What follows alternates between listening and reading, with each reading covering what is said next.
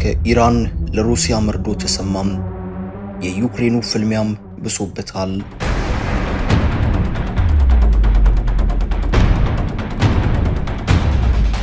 ከሰሞኑ የተደረገው የኢራንና እስራኤል ጦርነት ተጽዕኖን ካሳረፈባቸው ጉዳዮች አንዱ የሩሲያና ዩክሬን ግጭት ነው። ቭላድሚር ፑቲን ተራዛሚው ጦርነት ትኩረቶች ሁሉ መካከለኛው ምስራቅ መሆኑ የበላይነት በያዙበት ጦርነት ባሻቸው መልኩ ጥቃት እንዲሰነዝሩ ክፍተት የፈጠረላቸው ይመስላል።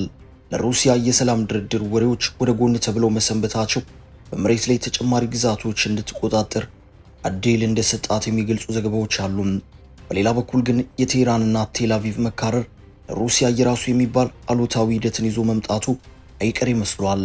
ኢራን በጦርነቱ በከፍተኛ ደረጃ የባሊስቲክ ሚሳኤሎችን ጥቅም ላይ መዋሏ ለሩሲያ ይቀርብ የነበረውን የባሊስቲክ ሚሳኤል አቅርቦት ሊያዳክመው እንደሚችል ግምት ተቀምጧል።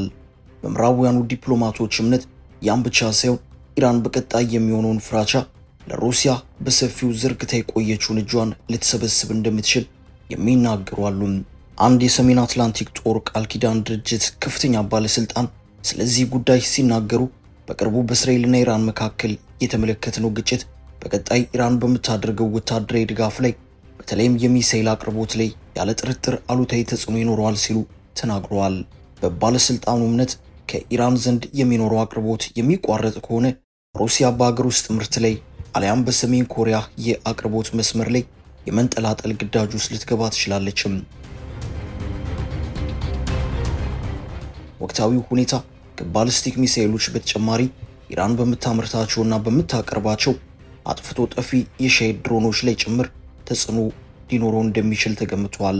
ሩሲያ ከቅርብ ጊዜያት ወዲህ የራሷን የሰው አልባ አውሮፕላኖች ማምረቻ ከመገንባቱ አንጻር ግን የድሮን አቅርቦት መቋረጥ ችግር የመሆኑ እድል ጠባብ እንደሆነ ተንታኞች እየተናገሩ ናቸው። ከዛ ይልቅ በባሊስቲክ ሚሳኤል ዘንድ ያለው የአቅርቦት መፋለስ ለሩሲያ ትልቅ ተጽዕኖ ሊኖረው መቻሉ የሰፋ እንደሆነ ግምት ተቀምጧል። በ2005 መጀመሪያ በወጡ ዘገባዎች መሰረት ኢራንና ሩሲያ በባሊስቲክ ሚሳኤል አቅርቦት ዙሪያ ከስምምነት መድረሳቸው ተነግሮ እንደነበር የሚዘነጋ አይደለም። ሁለቱ አገሮች ከሚሳኤልና ድሮን ትብብር በተጨማሪ አጠቃላይ በወታደራዊ ግንባታው አብሮ ለመስራት ስምምነት መድረሳቸው የሚታወቅ ነው። ይሁንና ግን የኢራን የባሊስቲክ መጠባበቂያ ማሽቆልቆል ብሎም ደግሞ ማምረቻ ስፍራዎቿ በሰሞነኛው ጥቃት መመታታቸው በበቂ ሁኔታ የባሊስቲክ ሚሳኤል ለሩሲያ ማቅረብን አስቸጋሪ እንደሚያደርግባት ተገምቷል። በምዕራቡ ዓለም ወታደራዊ ሰዎች እምነት ሰሞነኛው የእስራኤል ጥቃት ለሩሲያ የገበያ ዕድል የሚከፍት ተደርጎ እየታሰበ ያለ ነው። በተለይም በጥቃቱ የኢራን ኤስ-400 የምድር ወደ አየር የሚሳኤል መከላከያ ስርዓቶች መውደማቸው ሩሲያ ለኢራን ሚሳኤሎችን የመሸጥ አጋጣሚ እንደሚፈጥርላት ግምት አለም። ከዛ በተጨማሪም በእስራኤል ኤፍ-35 የጥቃት ግዳጅ ዙሪያ መረጃዎችን ለመሰብሰብ የሩሲያ የስለላ ባለሙያዎች ወደ ቴህራን ሊጓዙ እንደሚችሉ መረጃዎች እያመላከቱ ነው። ይህ በእንዲህ እንዳለ 3 ዓመታት ያለፈው የሩሲያና ዩክሬን ጦርነት ከሰሞኑ ትኩረት የተነፈገው ቢሆንም አሁንም ተጋግሎ መቀጠሉ እየታየ ይገኛል።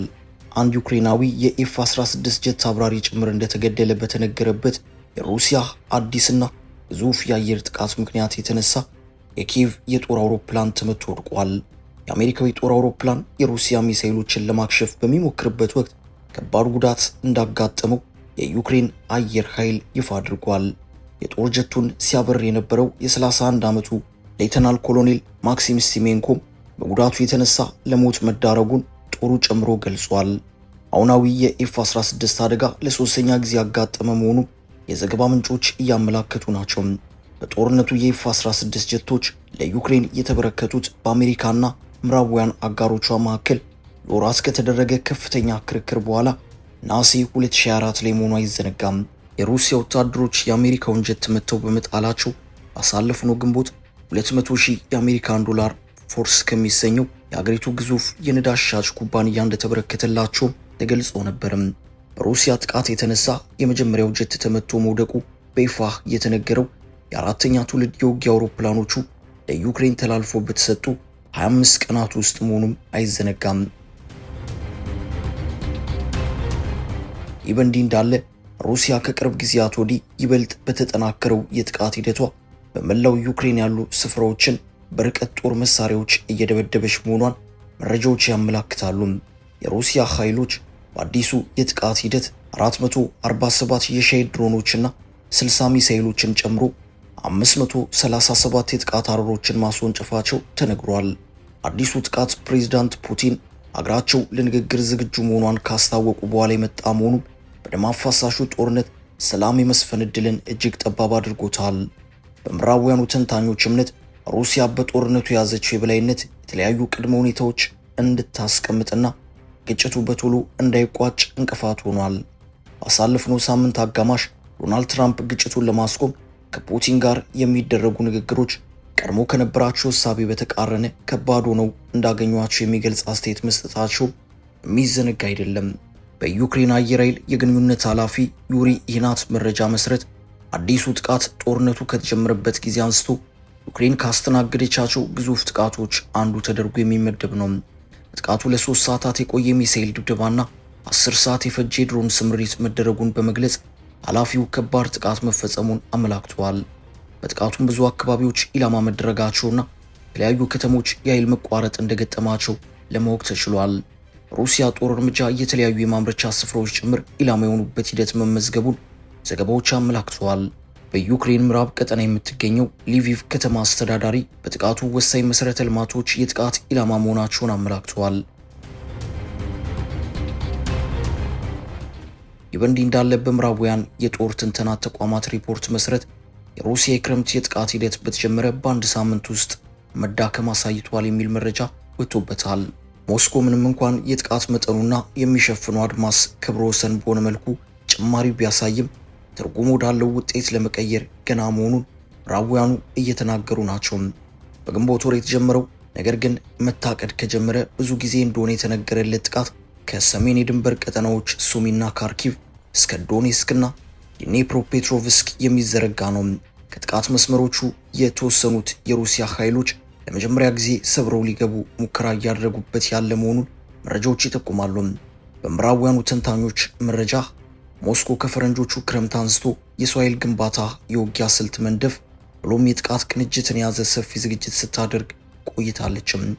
መጠነ ሰፊው ዝግጅት በፈረንጆቹ ግንቦት ወር ውጤት አምጥቶ ካሳለፍነው ህዳር ወዲህ ባልታየ ሁኔታ የሞስኮ ኃይሎች ከፍተኛ ግስጋሴ ማድረጋቸው የሚታወቅ ነው። ከሚያዝያ ወር አንጻር እንኳን ከታየ በግንቦት ወር እጥፍ ብልጫ ባለው መልኩ በየዕለቱ የሩሲያ ኃይሎች ከ14 ኪሎ ሜትር ስኩዌር በላይ ወደፊት ሲጓዙ እንደነበርም መረጃዎች ያሳያሉ።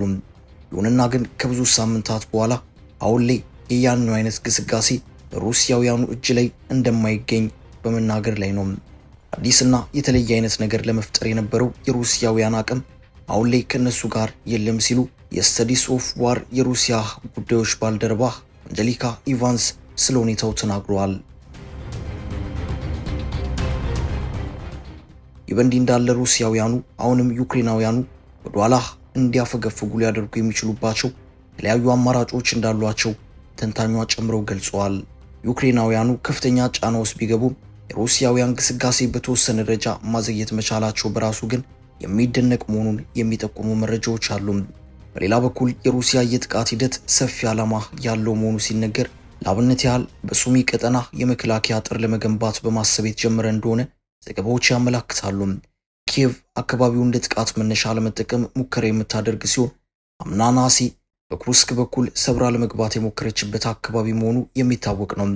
በዚህ ቀጠና ያለው ግዳጅ በዋነኝነት ድንበሩን ማስጠበቅ ቢሆንም ፑቲን እቅዳቸው ከዛም ከፍ ያለ መሆኑን ከሰሞኑ በሰጡት አስተያየት ለማመላከት ሞክረዋል። ፑቲን ስለ ጉዳዩ ሲናገሩ ቀጣዩዋ የቀጠናው ማዕከል ሱሚ ናትም። ሱሚን የመጠቅለል እቅድ የለንም፣ ነገር ግን እንደዚህ አይነቱን ሐሳብ ሙሉ ለሙሉ ውድቅ የማደርገው ነገር አይደለም ሲሉ ተሰምተዋል።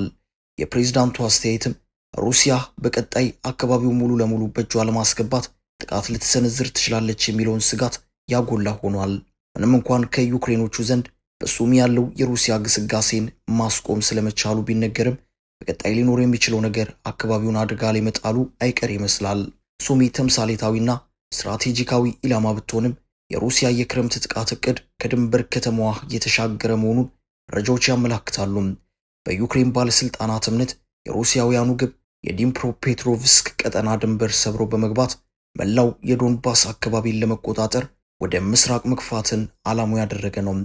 በዶኔስክ ቀጠና የሩሲያ ኃይሎች ወሳኟን የዩክሬናውያን የአቅርቦት ስፍራ ኮስቲያንቲኒቭካን መያዝ ከቻሉ በክራማቶርስክና ስሎቪያንስክ ላይ ጥቃት እንዲከፍቱ መንገድ ይጠርግላቸዋል። ያም ደግሞ የፑቲን ፍላጎት የሆነውንና መላው ዶንባስ ቀጠናን በሩሲያ እጅ የማስገባቱን ጥረት አንድ ደረጃ ወደፊት ያስጉዘዋል። ይህ በእንዲህ እንዳለ ሩሲያ እንደዚህ አይነቱን ስኬት ለማግኘት ከፍተኛ የሰው ኃይል እንደሚጠይቃት የዩክሬን ወታደራዊ ሰዎች እየተናገሩ ናቸው። ዩክሬናውያኑ ምንም እንኳን ከሩሲያ አቻዎቻቸው አንጻር በሁሉም መመዘኛ ብልጫ የሚወሰድባቸው ቢሆንም በቻሉት አቅም ተጨማሪ ስፍራ ላለመነጠቅ ጥረት ማድረጋቸውን ቀጥለዋል።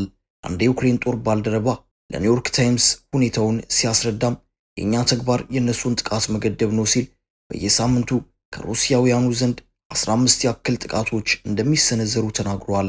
ሩሲያውያን ሰብሮ ለማለፍ በሚከብዱ ስፍራዎች ላይ ኃይላቸውን ወደፊት በመለጠጥና በዩክሬኖቹ ላይ ጫና የማሳደርና የመበተን ስልትን ጭምር ተግባራዊ የሚያደርጉ መሆናቸው የአካሄዳቸውን አስፈሪነት ይጠቁማል። የሩሲያ ኃይሎች በቅርብ ጊዜው የጥቃት ሂደት ወሳኝ የሚባል የሊቲየም ክምችት ያለበትን የምዕራብ ዶኔስክ አካባቢን በእጃቸው ማስገባታቸውንም መረጃዎች አመላክተዋል። ከሼፍቼንኮ መንደር መውጫ ላይ የሚገኝ እንደሆነ የተነገረለት የማዕድን ማውጫ ስፍራ በሩሲያ ቁጥጥር ስር የገባው በቅርብ ቀናት ውስጥ መሆኑንም የመልክዓ ምድራዊ መረጃዎች አሳይተዋል። ምንም እንኳን ስፍራው ከ40 ሄክታር ብዙ የሚበልጥ ቢሆንም ዩክሬን ካሏት ግዙፍ የሊቲየም ክምችቶች አንዱ መሆኑ ይነገርለታል።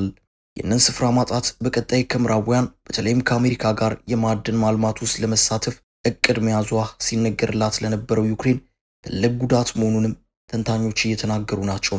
ከሩሲያ ታክቲካዊ ውሳኔዎች ትይዩ ሞስኮ ከቅርብ ጊዜያት ወዲህ የጥቃት ስምሪቷን ማጠናከሯ የመጨረሻ መዳረሻዋ በ2022 ከያዘቻቸው ከአራቱ ቀጠናዎች ባለፈ አሁንም መላው ዩክሬንን መቆጣጠር መሆኑን ያመላክተ እንደሆነ ተንታኞች እየተናገሩ ናቸው። በተለይም በዩክሬን ከተሞች ላይ የሚሰነዘሩ ጥቃቶች መጠናከራቸው ሞስኮ ነዋሪዎችን ከአካባቢው በማራቅ ስፍራዎቹን በእጇ ለማስገባት እቅድ እንዳላት አመላካች መሆኑ እየተገለጸ ይገኛል። ከጥር 2025 አንስቶ የጥቃት መጨመሮች እየተመለከትን ሲሆን ባለፉት 6 ወራት ነገሮች እጅግ በጣም መጥፎ ሆነዋል። የነገር ሰዎች አካባቢውን ለቀው እንዲሄዱ ለማሳመንና ወደፊት ከተሞቹን በቁጥጥር ስር ለመዋል ነገሮችን ቀላል ማድረግ ነው ሲሉ አንድ ተንታኝ ስለ ሁኔታው ተናግረዋል። ይህ በእንዲህ እንዳለ ግን ፑቲን ባሳለፍነው ሳምንት መጨረሻ በሰጡት መግለጫ ሞስኮ አዲስ የሰላም ንግግር ሂደት ውስጥ ለመግባት ስትዘጋጅ መቆየቷን ተናግረዋል። ለሁለት ዙሮች በቱርክ ኢስታንቡል በሩሲያና ዩክሬን ልዑክ ቡድኖች መካከል የተደረገው የንግግር ሂደት ሳይሳካ መቅረቱ የሚታወቅ ነው።